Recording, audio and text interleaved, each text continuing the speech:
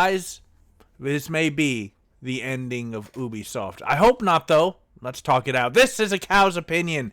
I had a really good birthday, followed by a really rough day at work back. Today was my first day back at work, as I had taken the first part of the week off. And let me tell you something. As bad of a day as I had, Assassin's Creed had a worse day, because yesterday they announced that Assassin's Creed Shadows is being delayed into a very crowded February of next year. There are 3-4 other big games, as well as Ghost of Yoti is also, I hope I'm pronouncing that right, it's also been announced as coming out next year. And so this has been a little interesting. And this is just kind of the tip of the iceberg for a lot of Ubisoft stuff. We've got obviously a ton of things. So first, let's look at Assassin's Creed official Twitter. Dear players, Assassin's Creed Shadows is a dream project for us, finally bringing the series to feudal Japan with many features developed with our community in mind, such as parkour or the renewed stealth brought by new technology, all set in a beautiful and immersive world. This is an ambitious addition to the franchise, a rich experience that can be lived through the eyes of two unique protagonists. But we realize we need more time to polish and refine the experience, pushing further some of our key features. As such, we made the decision to postpone the release to February 14th, 2025. The game will release on a broad range of platforms, including Steam, at launch. So that part's important. First of all, the Epic Games stuff, no longer happening. Second part, you no longer can, this has been confirmed by other sites online, you can no longer get early access. You are not playing a couple of days early. Everyone's going to have a global release launch. Additionally, pre-orders will be refunded, and all future pre-orders will be granted the first expansion for free. I've heard some people state that, it's probably just going to be cut content or whatnot, so they're not sure how excited to be for that. We understand this decision will come as disappointing news, especially those who've been waiting patiently for an Assassin's Creed game inspired by feudal Japan, but we sincerely believe this is the best interest of the game, and ultimately your experience as a player. Rest assured, we are looking forward to the moment we embark on a memorable adventure with Nora and Yosuke.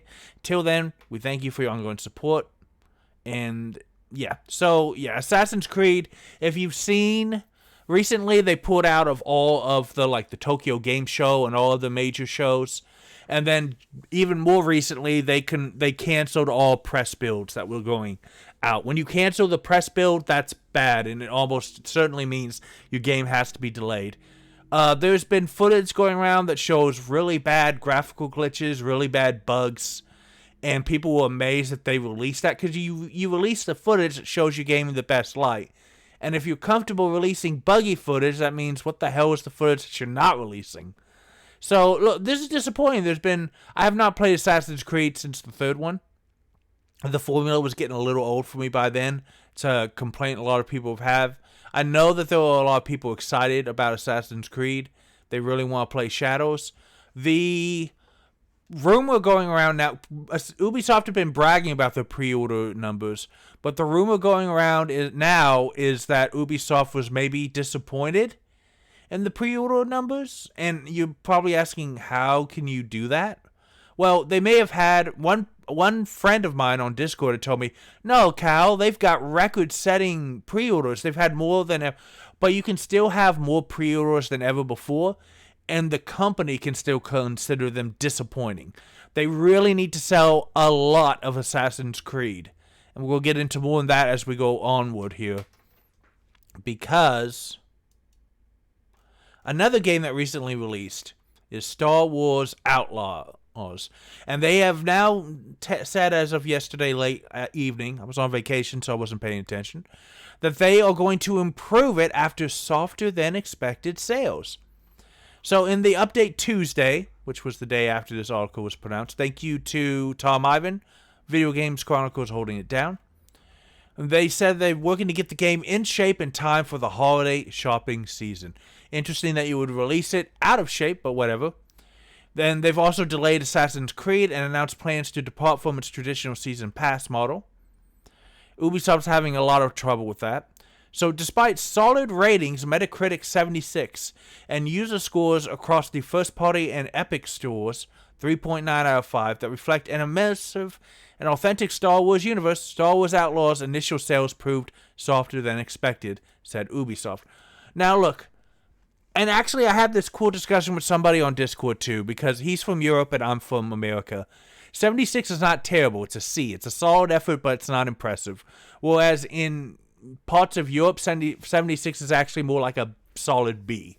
Just depending on depends on grade curves and everything. But no, 76 is not terrible. A 3.9 is not terrible. But there's also not something to brag about and claim that it reflects an immersive and authentic Star Wars. It's not a failure. You can hang your hat on something. It's a pretty solid game. It's very playable. Might have a fun story. People in that genre will have a great time. It's just not going to get huge attention. In response to player feedback, Ubisoft's development teams are currently fully mobilized to swiftly implement a series of updates to polish and improve the player experience in order to engage a large audience during the holiday season to position Star Wars Outlaws as a strong, long-term performer. It will also be released on Steam November 21st, so they're obviously going to want those updates when they get to the PC market on Steam. As far as this goes, Look, there were a lot of bugs that were laughable, and you know what? Bugs are okay. Grand Theft Auto releases to hilarious bugs every year, and nobody cares, as long as the game itself is solid. When it came to this one, I mean, I was watching, there's a YouTuber by the name of Jesse Cox. He's got over 1 million subs. He's a really positive, really good guy. And I'd only seen him release one video of Star Wars Outlaws, and, well, a couple of them. And he was frustrated to all hell because the stealth sections are very unbalanced, very punishing, very unforgiving. Even the first ones at the very beginning of the game. And so I don't understand why you would punish. And I think what happened is that the quality assurance teams were told, you're supposed to go over here and do this. And it's like, oh, okay, I do. But to somebody who doesn't have the game designers telling you what the stealth section is intending for you to do, I mean, stealth is very hard to do, guys. And in this game, the second you're seen, you're done. And so I think that they're needing to tweak a lot of stuff. The creative director of Outlaws also said he was slightly disappointed with the critical reception, but were committed to improving it. Ubisoft Master Julian Grady suggested he'd like the scores to be a bit higher. A lot of places now have bonuses and stuff where it's depending on your Metacritic scores. I'm a little disappointed with the Metacritic. Of course, recognition from press and critics is very important to us, but players are really connecting with what we did.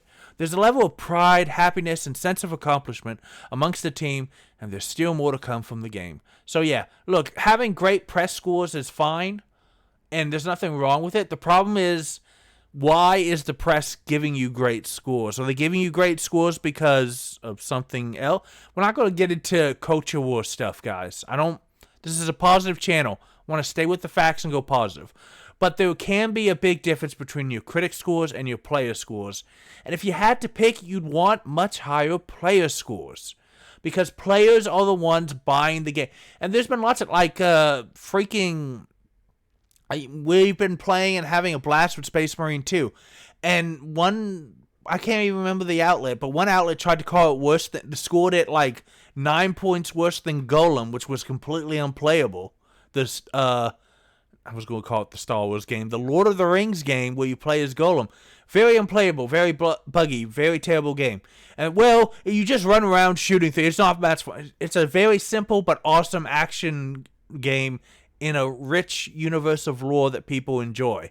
Okay? I'm not saying Space Marine is Game of the Year for anybody, but it's definitely way better than the 69 they gave it. I saw what you did. But, yeah, and so there's been this, there's a reason why, when IGN rates something terrible, we don't trust IGN anymore. We say, oh, they just must not have paid them enough. And when bad games get a solid 8 from IGN, oh, well, they must have paid enough for IGN. Because we're not trusting mainstream outlets for gaming news. This will be a game that millions of people are going to play for years and years, and we're never going to stop improving it. Well, that's a lie. We'll probably stop improving, but my mind is not on stopping. I don't understand why you would even give that quote. So, VGC called it a 3 out of 5 game, a pulpy, uncharted-style adventure that doesn't quite fulfill its potential. And look, I think that's a pretty good review and explanation of Star Wars Outlaws. It's not terrible, but it's definitely...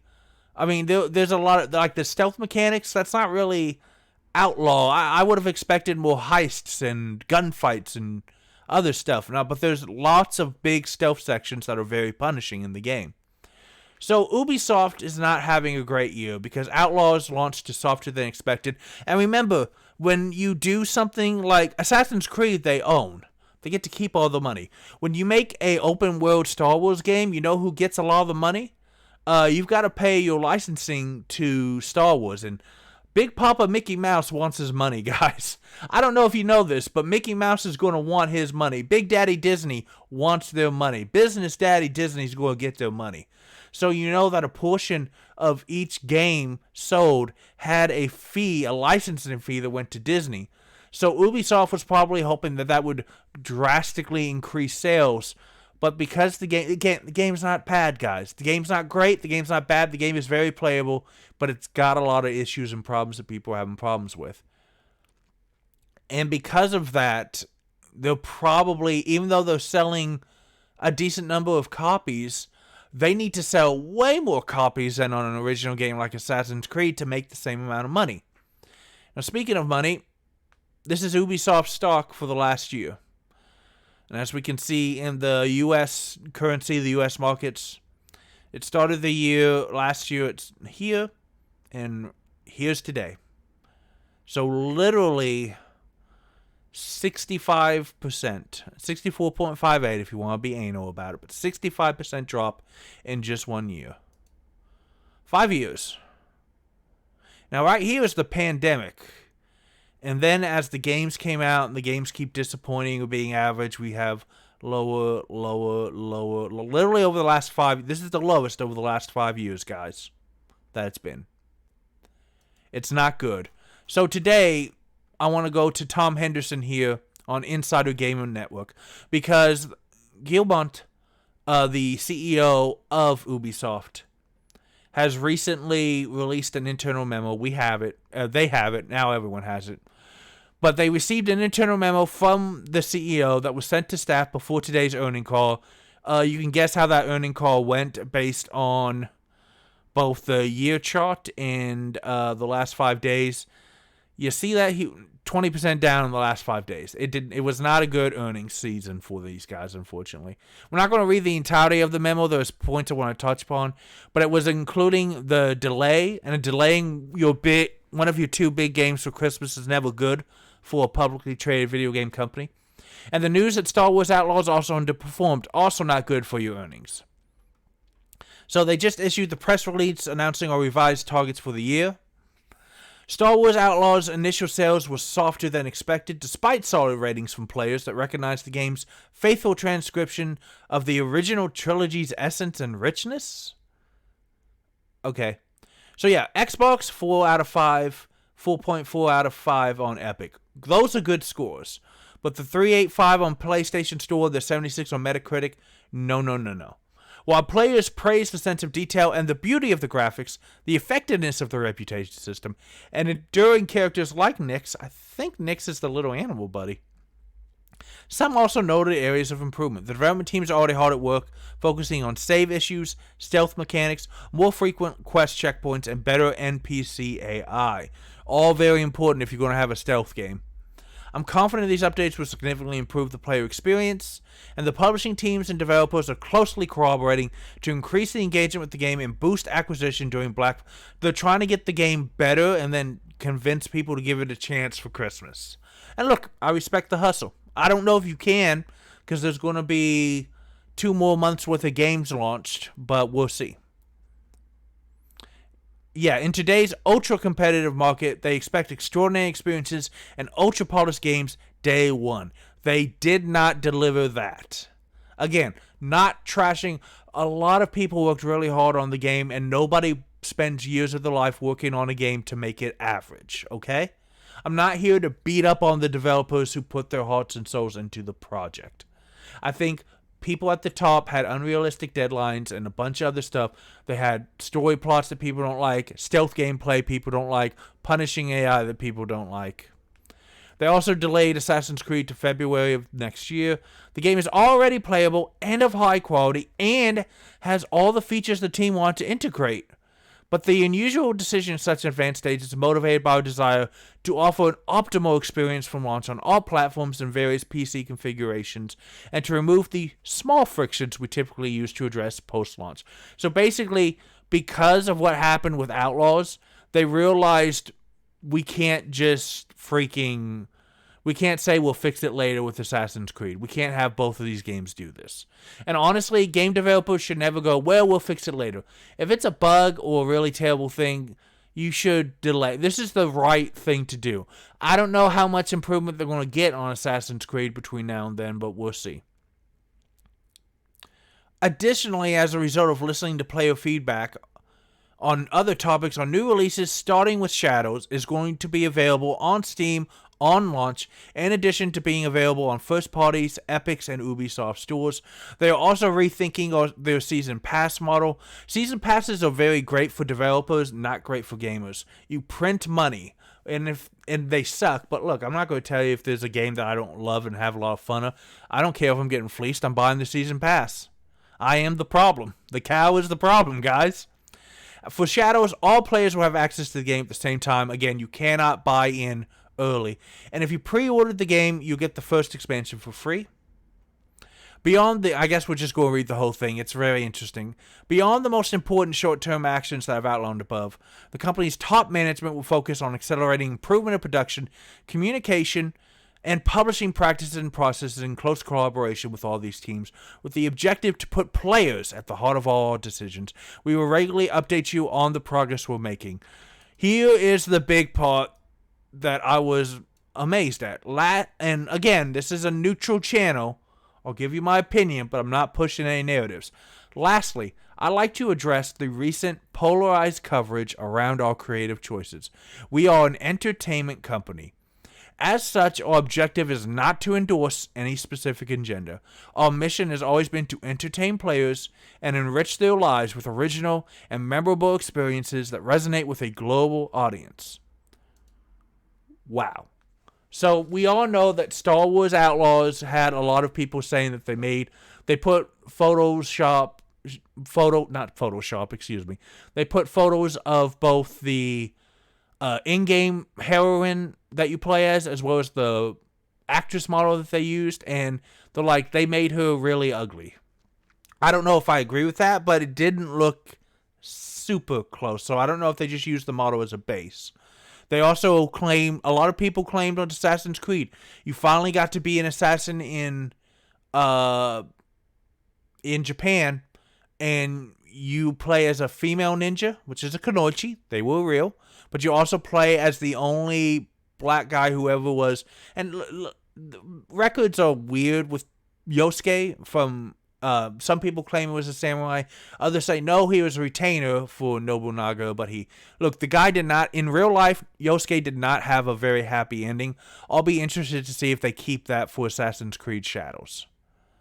But there was a lot of, again, I don't get partaken, but this is what he's addressing it, so we're going to talk about it. The people have been saying that a lot of the bigger companies have been pushing certain left-leaning directives and then acting surprised. And look, there are things that you can do and say and put in games that will get big responses from media outlets and people on Twitter. But then when you release these, if Star Wars Outlaws was a 10 out of 10 games, nobody would give a damn about the actress. If Assassin's Creed Shadows was launching on time, super polished, ready to go, badass Assassin's Creed is back, baby, nobody would give a damn that you can't play as a Japanese male in a Japanese ninja game. Nobody would care. If the game is great, if you're winning fixes everything. But there's been a lot of decisions. You've had developers and people associated with these games putting out tweets who will say that, this isn't made for you, don't buy it. And then when people don't buy it, they complain, well, they didn't buy it. You told them not to. I know it's hard when you've got Twitter and Reddit and all of the internet has professional trolls and just jerks all over the place. And it can be hard to hold your tongue and not punch back. But you almost never win punching back. The success is the best revenge against your naysayers. You just have to be good. You just have to execute. And that's hard. I've said that's hard multiple times. This setback should not discourage us, but serve as a learning experience and drive us to act even more quickly. More than ever, let's continue to believe in our ability to bounce back while approaching the challenges we face with lucidity and determination. I think that's clear mind. I would like to thank you for your commitment and to reiterate my confidence in our collective ability to surprise and meet the expectations of a growing number of passionate players in the long term. That may be more wishful thinking from the CEO, because the one other thing that we're going to look at today, also from Insider Gaming, also from Tom Henderson, and if funnily enough, the same day, is that Ubisoft board is launching an investigation into the company's struggle. The money people at the top of the board are pissed, and they don't like this. They don't like what they've seen with Star Wars, what they've seen with Assassin's Creed. They don't like the fact that Beyond Good and Evil 2 has been in development hell for so long, I can't even tell you when it was first announced. We've had like 3 beautiful CGI trailers that tell you nothing about the game. You don't understand it. The trailers don't even have the same characters most of the time. So I don't even know if they know what it is. But it's been announced that Ubisoft's executive committee and board of directors are launching an investigation and review of the company. And this comes after the CEO has literally had to publicly state, guys, we're an entertainment company. Why is this blocking? We're an entertainment company. They do not endorse agendas. And I know some players would agree and others would disagree. Their mission is to entertain players. They don't push agendas. But they're launching investigation. They're just mad. The news came from a financial statement and update, which included the delay of Assassin's Creed Shadows and the announcement that Star Wars Outlaws underperformed. In light of recent challenges, which is corporate speak for we are not having a good time, we acknowledge the need for greater efficiency while delighting players. As a result, beyond the first important short-term actions taken, the executive committee, under the supervision of the board of directors — you don't want to be under the supervision of your board of directors. If you're making money, they leave you alone — is launching a review aimed at further improving our execution, notably in this player-centric approach, and accelerating our strategic path towards a higher performer model to the benefit of our stakeholders and shareholders. Let's review that. In other words, the games are not being played. They don't think that they're paying enough attention to the players. And they're trying to get more profitable so that the people who own the shares of Ubisoft will stop dumping them. Finally, let me address some of the polarized comments around Ubisoft lately. It's the same thing. I want to reaffirm that we are an entertainment-first company creating games for the broadest possible audience. We promise we're not pushing an agenda, but a lot of players think that they're pushing an agenda. Now, Ubisoft stock has decreased to 11.42 euros in the European market and has fallen drastically the last couple of months. X-Defiant was at risk of losing its much-needed post-launch support. That's one of their recent games. The game is great, as I understand. It's very playable, very fun. It's just in a crowded, it's suffering from the Overwatch issue. And you've got Overwatch 2, Marvel Rivals is coming out with the superhero theme. It's going to be fun. And Steam. Valve is about to release another game. We've all seen Deadlock being announced. They're letting people put videos of it. It looks like a combination of Overwatch and freaking League of Legends. It's probably going to be big with a solid community and a long lifespan. And after dwindling numbers and following the release of a mild Star Wars Outlaws launch, it's now at a 10-year low. Speaking with current and former Ubisoft employees, they were told the move was inevitable and the writing was on the wall. So as many Ubisoft studios have been struggling due to poor management. Well, I have reported on some of these issues in the past. Insider Gaming will have a more in-depth report in the coming days or weeks. I hope that they do, so I can give Tom Henderson his flowers and put more up about this. What does all this mean? Ubisoft may be going away somewhat. I think it's too big to just shut down.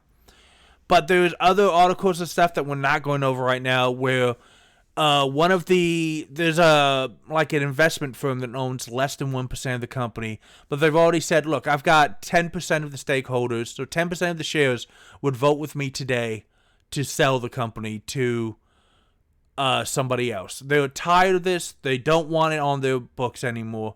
They want to get, if you sell to a company, you get a premium from the stock price. So they're trying to hold on, instead of dumping it for like $2 a share here on the American market. Like even if you only pay 100% premium, that's still $4.50. It's a lot better. It's not nearly as good as what it was, but it sure as hell stings a lot less than 2 something. There's another article and rumor going around that earlier this year, Ubisoft was already talking about to other major game companies that would have the size and money to buy them outright, and were laughed out of the room.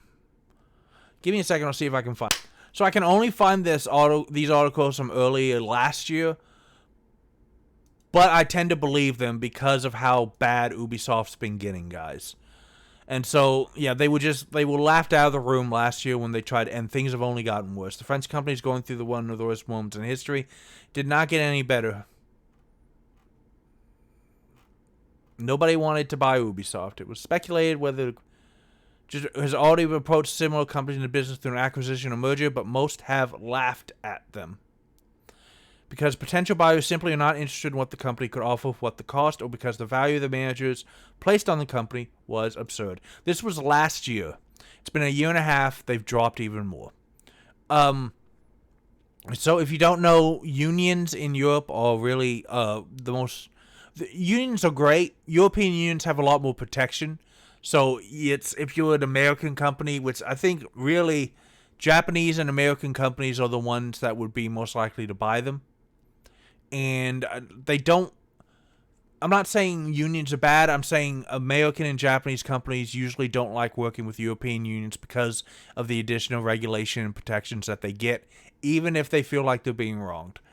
And the article also stated that, Ubisoft was asking for an absurd amount of money for what they had. And because, look, Assassin's Creed would have to be re-merged. Star Wars Outlaws is not a success. They haven't really had a major, huge game that everyone has loved. There's rumors that the next Far Cry, they're taking it in really cool directions, but we haven't seen it. Good and Evil 2 has been in development hell for a long time. We haven't seen it. There's a new Tom Clancy game. We haven't seen it. The Division newest game got canceled. Ubisoft does not really have anything in the last couple of years to hang their hat on. And this is at a time when a lot of companies were doing gangbusters during the pandemic. And now we're out of the pandemic, and Ubisoft is still not doing well. But now the industry as a whole is not. There's no big tech money. There's no investor money for game companies anymore.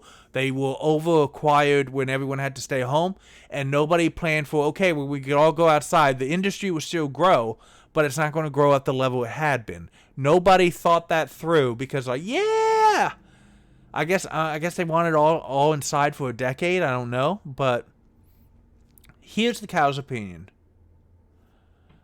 Ubisoft really needs to rethink things through. And look, they're launching an investigation into the company's struggles. Is it a part of culture war? Is that there are incompetent people in Ubisoft? I don't know. I don't want to get into the culture war. I think it's easy to argue that based on the games that they released in the past couple of years, a lot of the heads of studios and the heads of Ubisoft as a whole are not minding the store like they should. I don't think they're releasing games buggy that are not what players want, and they're paying the price for it in their stock, in their sales, and in their reputation. And they really do. A lot of people are making games that will get a lot of critical praise, but again, what does it matter how much critical? The critics aren't going to buy millions of copies of your games. The players are. And that's just it. And I know it's frustrating to people who are making the games. I don't want to attack the Ubisoft developers.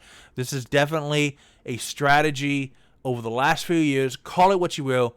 Pushing a cultural agenda. Obviously, it's something that we're all thinking about. The CEO put it into his freaking releases and his review of the annual finances, okay? So obviously it's on everybody's mind. And look, winning solves everything. It doesn't matter if you're playing a white guy, a black guy, an Asian guy, a Hispanic guy, a woman, an alien, a robot, an adorable puppy. It does not matter what your avatar is in the game if the game is awesome. Nobody complains about Samus Aran when you play Metroid. Nobody complains about Lara Croft when you're playing Tomb Raider. Nobody complained. You don't complain about the protagonist being a female or not being a white male when the game is awesome. But these games are not coming out awesome. Let's be honest about that. They're coming out buggy. They're coming out with huge roadmaps of DLC and season passes to get more money, and people just don't think that they're going to get their money's worth. And there's so many good games, not only new games coming out, but now we've got remasters, re-releases, and small independent developers, sometimes as few as 1 to 5 people, releasing really cool games. I've seen a couple of them on Twitter and congratulated them recently. It's like a 3-man team, and they're like, dude, we got wishlisted 20,000 times on Steam. There's another guy got sold, Core Keeper sold huge comparative to the size of the team. And they're like, I can't believe it. And I messaged him back, you deserve it. Core Keeper is an awesome, fun game that I've heard nothing but praise for. The game has to be fun. It's all that matters. If you do that, you can do whatever else you want. Winning fixes everything. Ubisoft has not been winning. And it gives me no joy. I know there's a lot of people who will talk about, yeah, they're all a bunch of woke morons and they deserve it, get fired and set fire to their offices and burn it down, baby.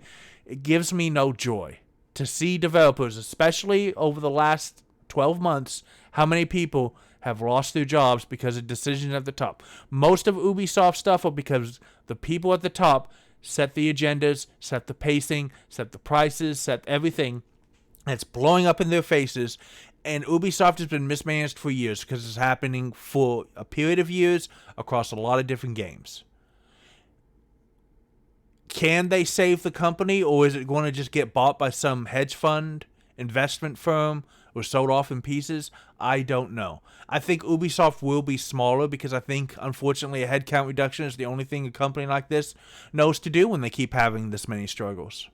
It doesn't give me any joy. It doesn't give me any pleasure. I don't want these people to be fired for decisions that were made way above their head, and it's not their fault that they couldn't execute stupid because they were given bad directives. I want Ubisoft to continue. I want Assassin's Creed to excite me. I want lots of games Ubisoft releases to excite me. I want to play great games, and I don't want developers to suffer for choices that are not their own. And that's my opinion. And if you disagree with it, you always have the comments below. I will write back. We can have a discussion. You can call me an idiot. You might be true. I might be.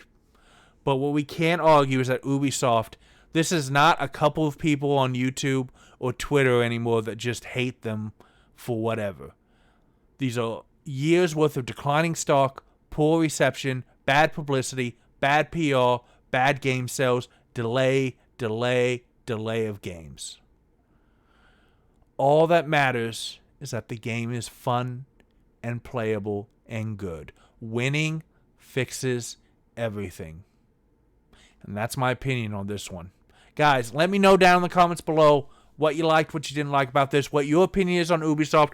What's the last Ubisoft game you played, and were you impressed or disappointed by it? And you know what else you can do? You can play more games. Possibly not from Ubisoft because no one's happy with the games. But games are awesome, and you deserve awesome. And I'll see you guys next time. I really want to see what happens to Ubisoft in the next 12 to 18 months. We will, if I'm still on YouTube, I will still try to cover it for you guys.